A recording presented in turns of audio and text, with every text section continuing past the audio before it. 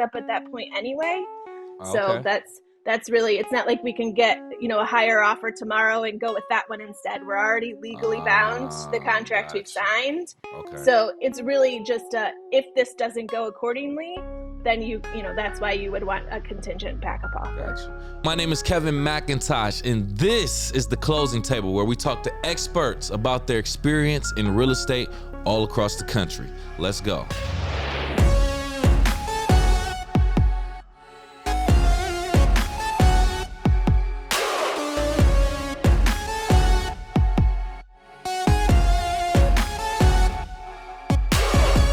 Welcome back to the Closing Table. I am your host, Kevin C. McIntosh, and joining us on this special episode, sharing a lot of her knowledge, we have the pleasure of speaking with Jen Arizmendi. Did I say that right? You said it right, yes.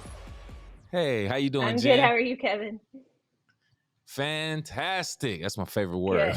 We're doing good here, Jen, and I appreciate you. We're here to pick your brain. Okay. And I got a couple questions I want to ask you regarding real estate for clarification of myself and audience. But we're going to start things off with a quick game, icebreakers called This or That.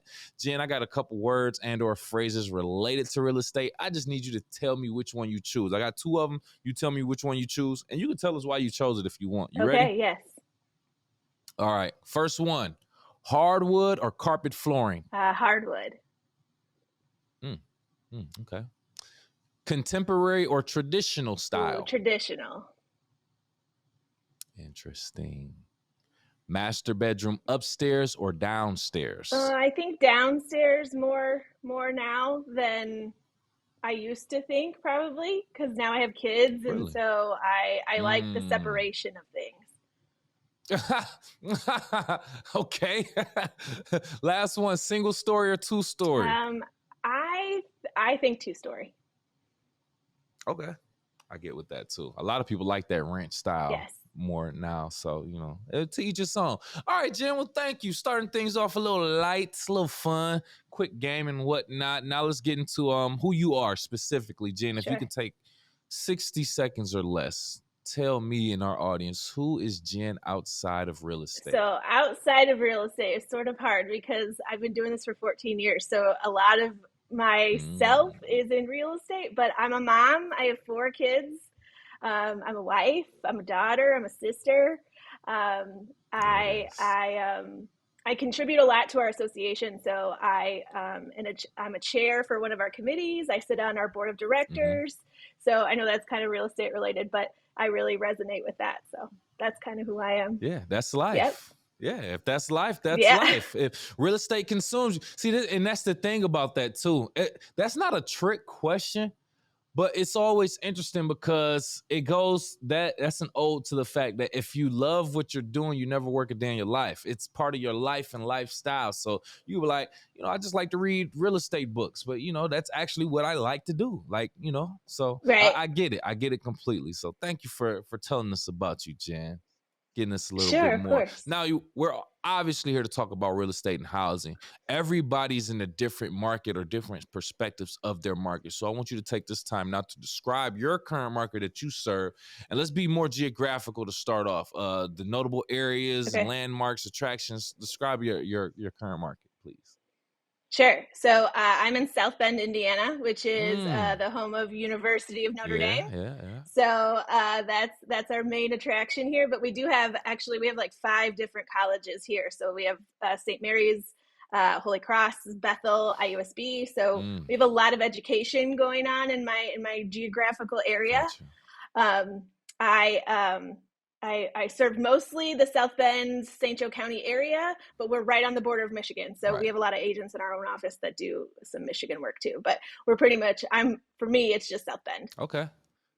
Couple quick questions to follow up in regards to that. Do you have any information to share with us in regards to like maybe average pricing with the homes, maybe average days on the market? I mean, how that has changed over time? Can you give us a little bit more of the economical side of things in your market? Sure. Yeah, absolutely. So I mostly serve investors in my area. So I do a lot of buy and holds and fix and flips. Okay. But the majority of our our median sales price right now is probably close to like $250,000. Okay.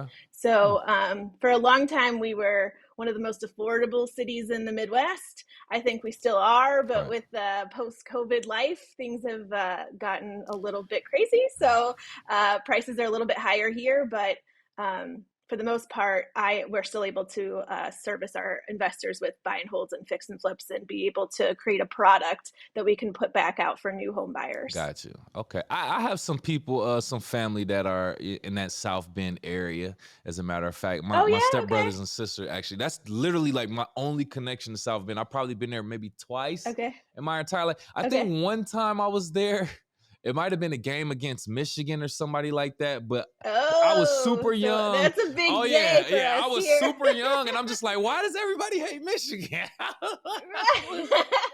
I bet. Probably the worst day Yeah, to come ever. I'm like, what is going on? Okay, nice, Yeah. good. South Bend, Indiana, a nice place for us all to visit. Okay, so Jen, you say you work with a lot of investors, right? With that being said, you're working with the client who's listing their property, but they're kind of on the border on whether they should actually sell it or rent it. How do you determine whether or not they should actually sell or rent? Right. So for us, a lot of it is done before you even initially when you purchase the property, Mm-hmm. we decide if this is going to be a rental or an investment property that you're going to fix and flip. Okay. And we do that because most of the properties that I sell originally need some sort of work. So we need to decipher what kind of finishes we're putting in this property. Are we putting in some carpet throughout the entire house because that's perfectly fine and acceptable for a rental Mm-hmm. house? Or are we going to do some higher end finishes, maybe do some hard surface countertops, something like that, and then put it on the market? So for me, it's a little bit different than everyone else, I think, when it comes to are you going to rent or are you going to sell? Because we have to decide pretty early on in the process which Right. way you plan to go. Mm-hmm. Now, it doesn't always work out that way, of course. Like sometimes my investors think that they're going to go one way and then decide to do something else based on what the market is. Mm.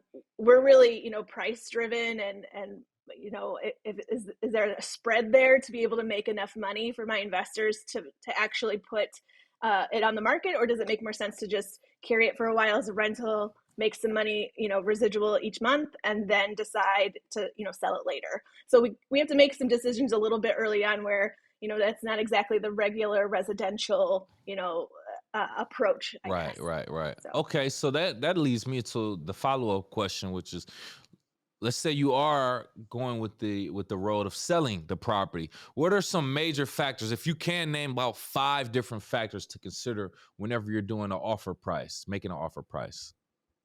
right. Well, always we always pull comps. Ah, So yeah, that's yeah, always yeah, important, yeah. is what the comparable sales are. Mhm. We need to know what this property is worth.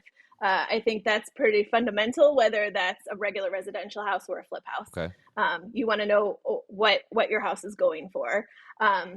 Usually with flips, you put the work in, so you get the highest price possible, Mhm. but you need to make sure that you're there's outside factors, of course, school districts, things like that, taxes, what the Right, taxes right. are going to cost them if they're in a flood zone. All of those kind of Mm. exterior Mm. factors play into whether it makes sense. If we're a well and septic, that sometimes influences whether you're going to rent the property, because if you're carrying that, you could have potentially more problems month to month. If you have a tenant in there who's flushing something they shouldn't be flushing, you might end up with a very large problem. Whereas if it's a well and septic and you're going to put it on the market, that's the new homeowner who's going to maintain that. So there's some maintenance issues there too. Whether you think that the property's in tip-top shape and you're going to have to replace a roof in 6 months, then maybe you may not want to carry Right, that. right. Maybe you want to put it in the market and adjust the price accordingly. So it's really just, what's your end goal? Is it to have residual income, or is it to, get rid of the I property? got it. I got it. Okay, did you say a well in septic? What did you say? I want to make sure I'm getting that Yeah, verbiage. a well and septic. So a well for your water source, Oh, a a well septic system and for your septic. sewer. Oh, yeah, yeah. Yeah, Okay. sorry. Okay. No, I just wanted to make Yeah, sure. Okay. Good. Okay. yeah, So you said you were in a situation where your client was looking to maybe sell first and then they decided to go rent their property, or vice right, versa. You were actually in that. How did you correct. manage that Yeah. situation where they want to change it last minute or whatnot? How is that handled? Right, right. Well, we try to do it with grace, right? Like we have a conversation that even though, we came up with the game plan, obviously sometimes circumstances change, things change. But I try to really just create that communication line. Mhm. We can definitely put this house on the market. However, we may not be able to list it at, the very top of the market. Got you. Got you. Okay. Okay. That's interesting. I like how you started off by saying we got to give them some grace. Right. Cause that Yeah, already, just from the sound of it, sound like it can really be a little frustrating. I can get it, especially all the work you've done. You're like, it okay, can. let me just be easy, give them some grace. Right. This is a Well, big transaction. exactly. And managing expectations is really a lot of this job anyway. So when the expectation was set originally and then it's changed, yes, it happens. Right. But, that doesn't necessarily mean we're on the same path. And, it might look differently. So we should probably reevaluate and then discuss. So. Okay. Okay. Get it. Jen, I need you to clear out the air with something in regards to like I guess real estate terms, this Sure. jargon. The difference between a house being contingent or Right. pending. Am I saying that right? Am I even like, are these even Yeah. similar? Can you tell me what's the difference? Absolutely. So if a house is contingent, it's very similar to if it were pending. And I think that's what the confusion is. If some of the bigger sites, it'll show contingent instead of pending when a consumer is looking for a property. Contingent also usually means that they're still going to accept backup offers. So they would still allow people to come and look at the Mm, property. Whereas pending really means we are taking this off of the market in this time frame until we can try to get to the closing table. So contingent, there's some factors there usually that require us to list it contingent, or maybe a seller decides that they would rather have the property contingent and still show the property in case there's someone who wants to put a backup offer or something like that. Oftentimes that happens if their offer on the property is contingent on those new buyers selling a property on their end, something like that. There's a right. little bit more of a muddied water there. There's a lot of factors that need to happen to get to the closing table.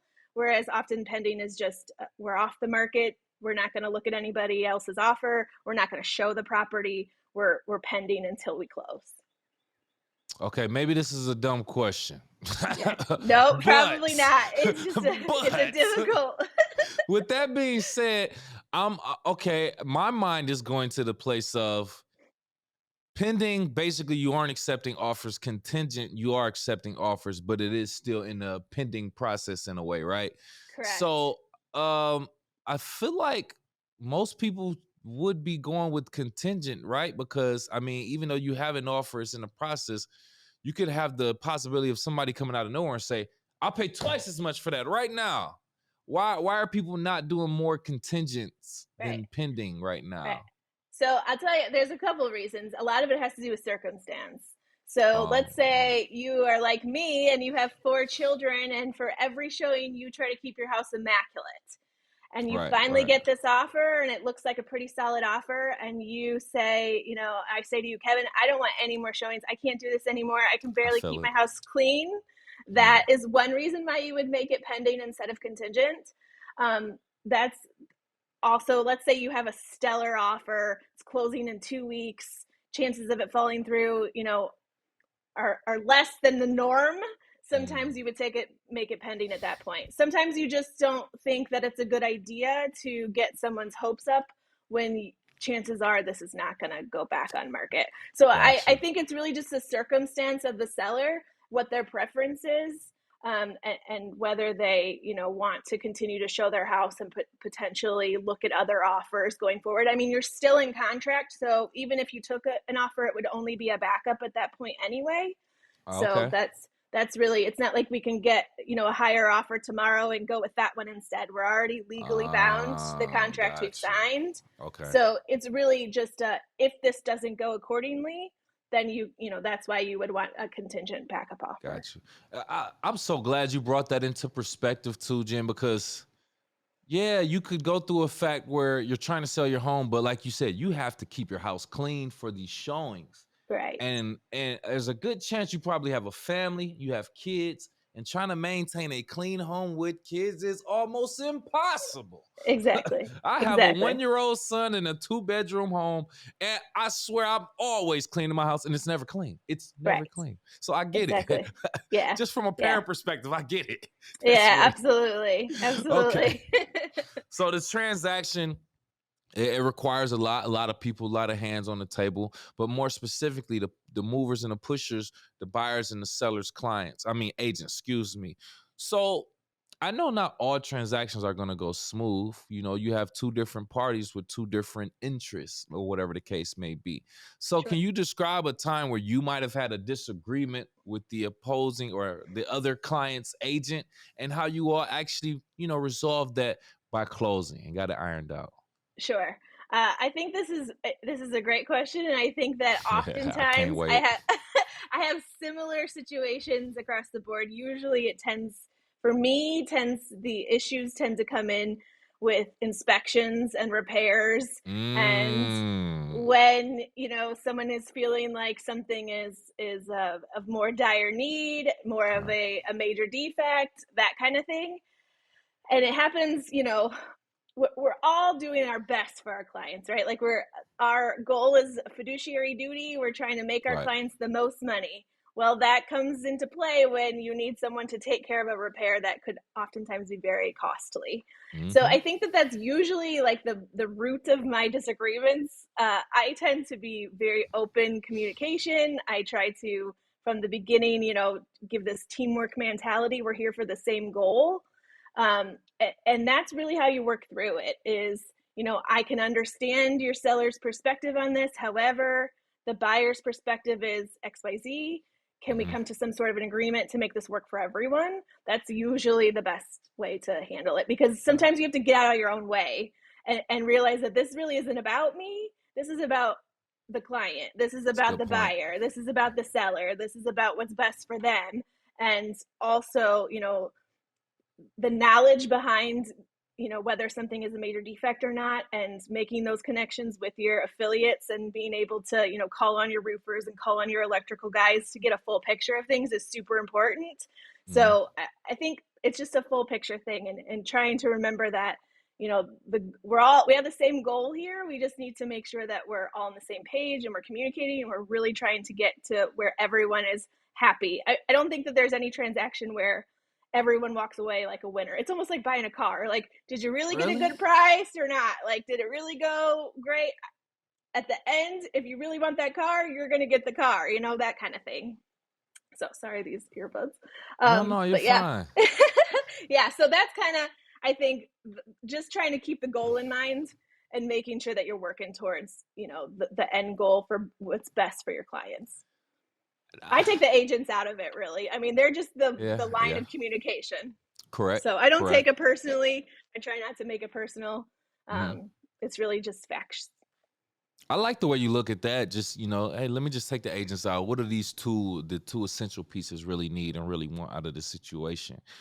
But hold on, Jen. Hold on. You said something. I got to go back and challenge. I don't know if I'm Okay. challenging you on this, but you said, please correct me if I'm wrong. You said it's not going to be a win situation for everybody. I'm thinking at the end we're trying to iron it out so it's a win-win. Are you Right. saying that's not the case in most I think it situations? I think that it depends on what your idea of a win is. Like, if your goal Uh, here is to make $100,000 as a seller, maybe this isn't the win right, that you were right, looking right. for. But maybe at the end you made $80,000 and still sold your house and got on to your next piece of your journey. I think that the idea of a win is very subjective. Everybody Perfectly said. Yep. everybody has a different goal here. And it's not always just to sell your house. Sometimes Mm-hmm. it's not always about how much money you make. Sometimes it's not about, there's a lot of things. So it's very individualized. So it's super case by case, I think. Oh yeah, I literally couldn't have said it better. That explains it perfectly. I get that. Okay. So, sellers can either accept an offer flat out or they can reject the initial offer. What do you or your client do if your purchase offer is rejected, I should say? So I think we have a very clear conversation going into our offer about what can happen. Okay. You can, so, exactly like you said, they can take it, they can counter it, they can reject it. If they reject it, we're moving on. We're going on to the next, right? So I Mm. think that that's a very fine line, depending on how much you want this property, how financially you feel like you can afford this property, what you're willing to spend on this property is all, Right. super important. So, there are plenty of houses, like there are plenty of fish in the sea.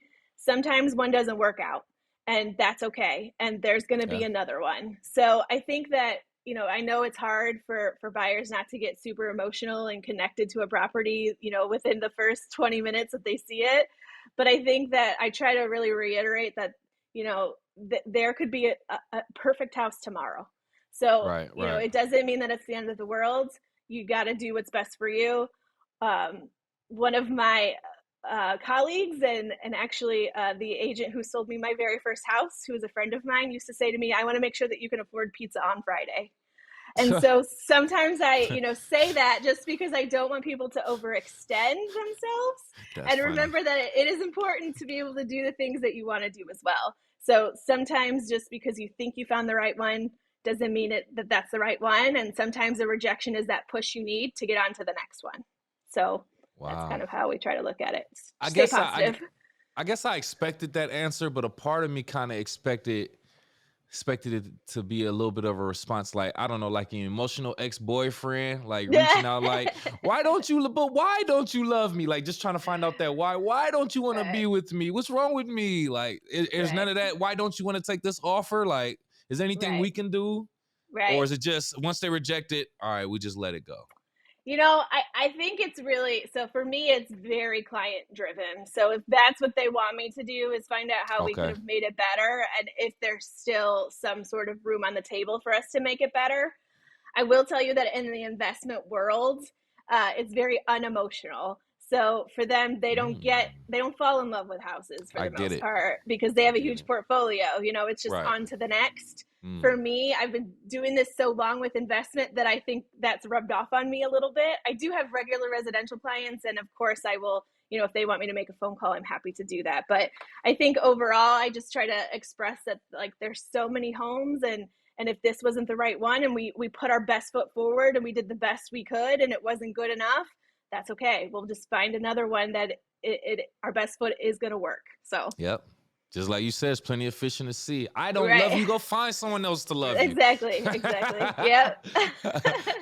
Hey, Jen, something I just recently learned also, an expired listing is basically a listing that hasn't been sold by the end of the term stated in the contract. That's Who right. knew? I didn't know that. But when that situation occurs, what are the next steps for an agent and their client if your listing expires?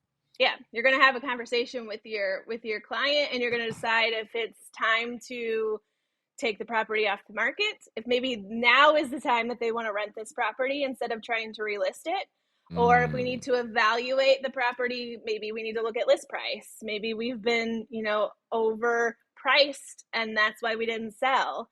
And, we need to have that tough conversation about, maybe it's time, if we really need to sell this, that we bring this price down, because the feedback that we've gotten for the last 6 months has been that we're overpriced. Maybe we are right. overpriced, that Mm, kind of thing. So it's just an open line of communication as to what's next. I mean, maybe this relationship between them and me isn't working out very well, and at that point, an expired listing is time to say, I appreciate your time, but I think that I'm no longer the right match for you. So mm. I can, give you some advice on who maybe is a better fit, or, if you have someone else in mind, I completely respect that. So, and that for me was a very hard lesson to learn. I thought, I'm Right. a people pleaser at heart. I thought that everybody, we should always be the right match. Sometimes we're not, sometimes we're great people, but we just don't work well together. So that's that opportunity at that point too, usually, to say, okay, I don't think that this is right, or we can make adjustments. This is like the adjustment period, what to do going forward. If we were to clip up that one part of you saying that, it would sound like you breaking up with me. I just want to say that. That Ah, was so funny. It's just not gonna basically, work out. yeah, basically, that's exactly right. It's been fun, but I'll see you Yeah, later. it's been real. Wish you the best. Yeah. All right, so my follow-up questions to that. On average, is there like a average term that most contracts are within, or is obviously I wouldn't be surprised if it varies, but Yeah. what's the average? I think it's pretty much brokerage by brokerage set. Mm, In the market we're in right now, we're super fast paced, right? So it's if you're on market 30 to 45 days, that's too long probably. There's something wrong. So for my brokerage, we have a minimum of a 6 month listing contract. Um, sheesh. Many people used Wow. to do a year before, pre-COVID. It was not uncommon to have a 12-month listing agreement. Wow. I was expecting like the 30 days, 45-day thing that you were talking about. Yeah, So no, wow. I yeah, don't know. it, Wow. yeah, it's, I mean, historically, I will say it was very difficult to sell a home in 30 days historically. I would That, imagine so, yeah, yeah. yeah, so that's, where that 6 month, and honestly, right now, if homes are priced right, in a conditional base where you are going to appeal to a lot of different buyers, Hmm. you're flying off the market. So you usually don't even Yeah. need 30 days. But Right, right. yeah, traditionally, it's between 6 and 12 months. Man, oh wow, okay. We learning things, audience. You Yeah, listening? it's All a right. real relationship. You were right about that. My We're other my dating. other my other question, follow-up question to that is the example that you gave for you making an adjustment to your listing after it expires was maybe the pricing was off. Is that one of the most common, if not the only real reason why your property would expire from the listing and people wouldn't want it? Absolutely. Yeah, that's Oh, probably the number one reason is because yep. we're not priced right, or we're not willing to budge on price. That's Mm. usually the number one reason. Good point. Good point. Okay, cool, cool. So I'm curious to know about if there's any specific days, times where it's more popular or strategic to actually sell your home. I've had this conversation with agents.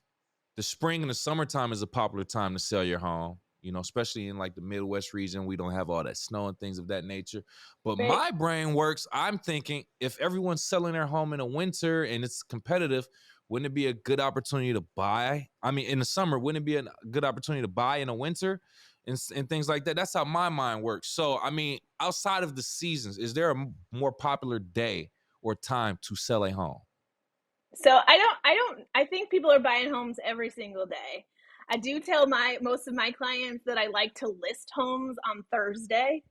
And I'll Mm, tell you the only reason why is because there's so many agents who are setting up for the weekend on Thursday. Monday we're just like every other business where we're playing catch up, usually on Monday and Tuesday, getting a lot of paperwork done, catching up right. with our title company, with our affiliates, all of that. So by Thursday and Friday, a large majority of buyers want to see homes on the weekend, and that kind of is a great day to set them up to be able to make an appointment to get in over the weekend. So that's what I strive for, although I it's really up to the seller when they want it listed, but that's For kind of sure. my advice usually is try Right. to hit a Thursday. Now that I think about it out loud, and we talk about it, it would make sense for you to list it.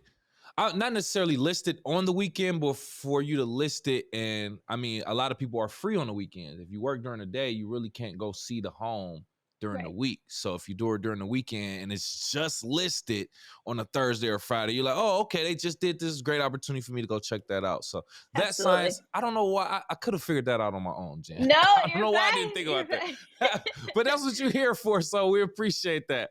No, Okay, of course. so I want you to take this opportunity to inspire us with what inspired you. If you have a Yeah. piece of literature, book, movie, quote, your own philosophy, something someone said, or whatever that maybe have pivoted you or motivated you, inspired you, and to take a different direction for the best of your career and success, can you please share that with us?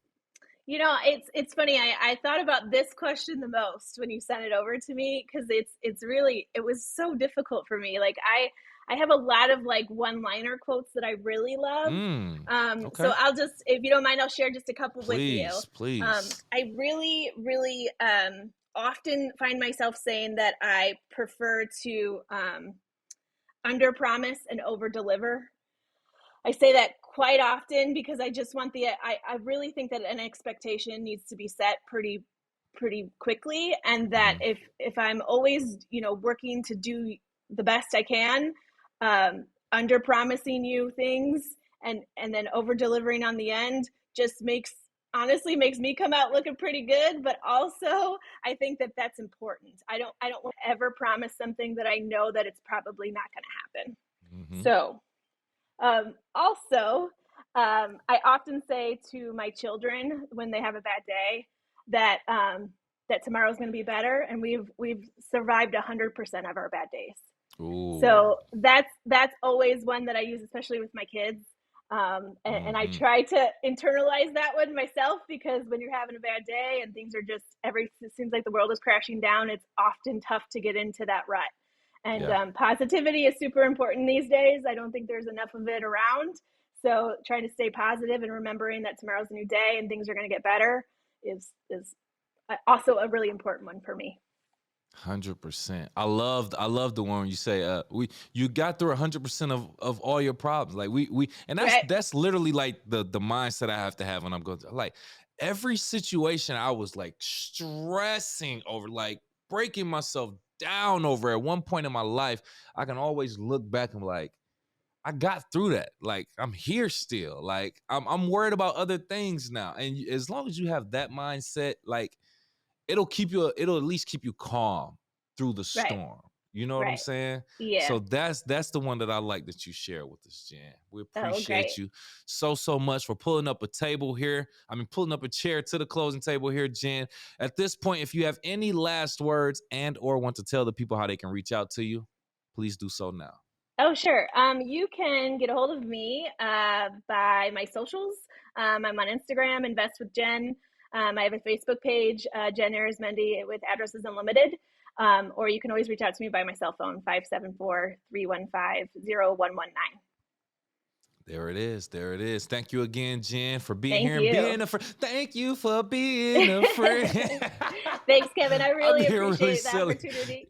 Absolutely, absolutely. For our YouTube audience watching right now, if you got into this point in the video, is your opportunity to hit that like button for us both. We would appreciate that. Also, make sure you share our content and subscribe to our channel. And if you are listening on Apple, Spotify, or any other podcast platform, please do the same. Give us a like, a 5-star rating, and subscribe for our latest content. Jen, I always leave our audience with a question for them to think about before we leave. Hey, audience, would you ever invest in real estate abroad? Why or why not? Another country somewhere? Think about it and tell us in the comments below. Besides that, we'll talk to you later.